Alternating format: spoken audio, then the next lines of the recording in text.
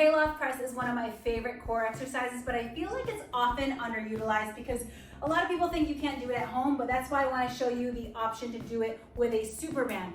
You can do it with a functional trainer or a cable machine if you're at the gym or if you have one available to you, but the super band option is a great way to still do this movement. So if you have a super band, make sure you anchor it in line with your chest. I have it anchored onto my squat rack, which I understand a lot of people will have that. So you can use one of the door anchors that are available out there. But what you'll do is you'll hook your super band or your functional trainer or cable machine in line with your chest.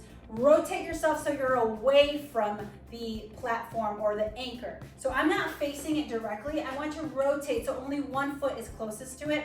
And then I'm going to pull the band, the handle or whatever it is you have, bring it to my chest, have a slight bend in my knees. This is the regular stance here. And I'm going to keep my chest up as I press the band away from me. What's going to happen is the anchor is going to want me to rotate, but I don't want to rotate. My core stabilizers are firing up, my obliques are firing up. So as I press it away, the more challenging it becomes. And then as I bring it a bit closer, it makes it a little easier, but there's still a lot of tension on the band. So there should be tension from the start when you're here, and then pressing it out, it's still not letting it rotate. If I were to let go, the band would snap because that's how much tension is on the band. So I want it to feel challenging, so my obliques are firing up.